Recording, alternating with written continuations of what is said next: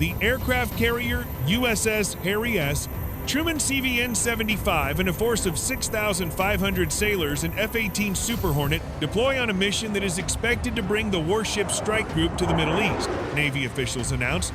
The Truman and other ships in its strike group are set to depart early next week from Naval Station Norfolk, Virginia, and Naval Station Mayport, FLA, according to U.S. Fleet Forces.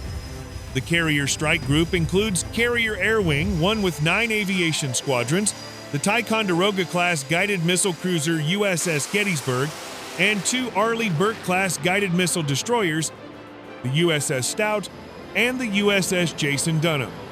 The strike group has spent the past several months training in the western Atlantic Ocean for the rare, previously planned deployment that is expected to take the ships into the hostile environment of the Red Sea, U.S. And Allied sailors have been fighting almost daily for months to shoot down enemy drones and missiles as tensions in the Middle East have been simmering for nearly a year. The aircraft carrier USS Gerald R. Ford was ordered to sail to the region after the missile strikes. Iran and its proxies have targeted commercial and shipping traffic in the Red Sea since the attacks. Last year, Defense Secretary Lloyd Austin twice ordered 2 aircraft carriers to the region, as well as bolstering U.S. forces with an amphibious readiness group and a nuclear-powered submarine. The aircraft carrier USS Dwight D. Eisenhower joined the Ford for the winter before the Ford returned to Norfolk. The Eisenhower completed an 8-month deployment to the region in July, being replaced by the San Diego-based carrier USS Theodore Roosevelt. Austin ordered the Roosevelt extended and directed the USS Abraham Lincoln, also a West Coast-based carrier, to the Red Sea. The Roosevelt and Lincoln were in the region for about 3 weeks before the Roosevelt was ordered to return home. The Lincoln and its strike group remained in the region. Truman will sail through the Middle East with a strike force of 90 aircraft, including F-18 Super Hornet fighter jets, E-2D Hawkeye command and control aircraft, A-18 Growler electronic warfare jets, and MH-60 Seahawk helicopters. They know they're going into a weapons fighting zone, Admiral Daryl Caudle, leader of the Navy's Fleet Forces Command, said in a rare appearance at Miami Fleet Week in May.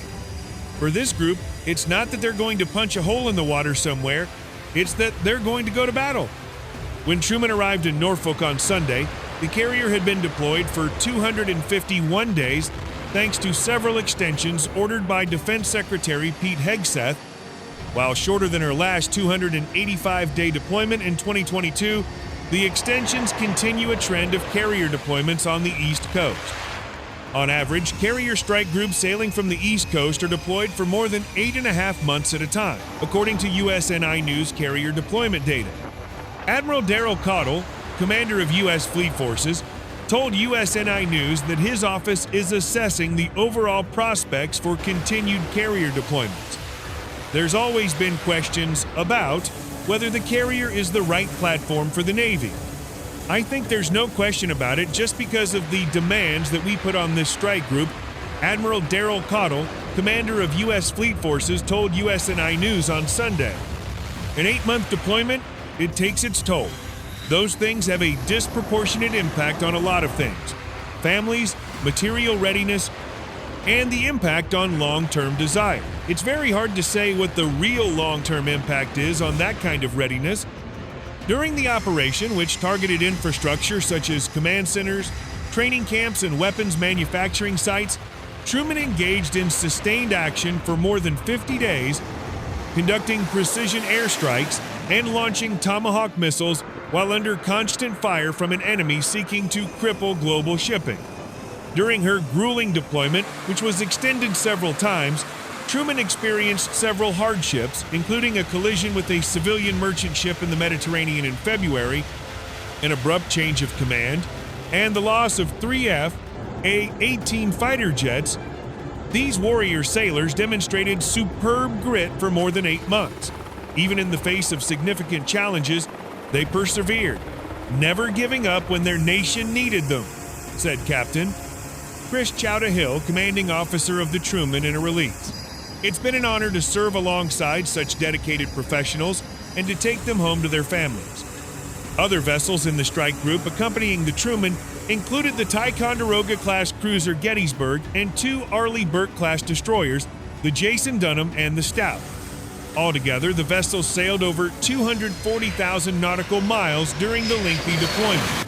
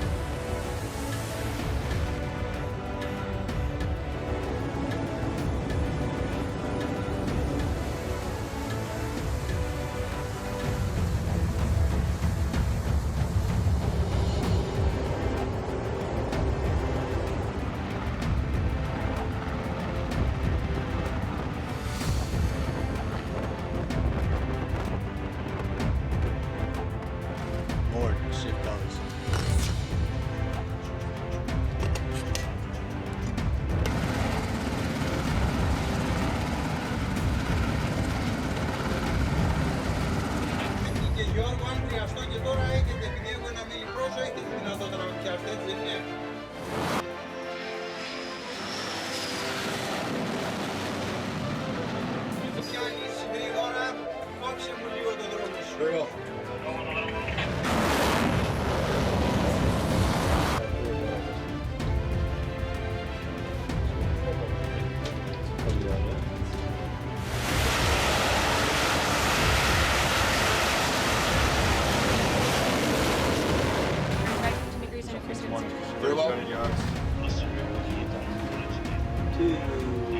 275, sir. 272.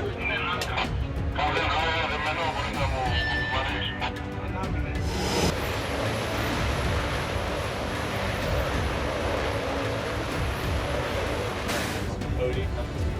Been ID as a Coast Guard. That's Coast Guard?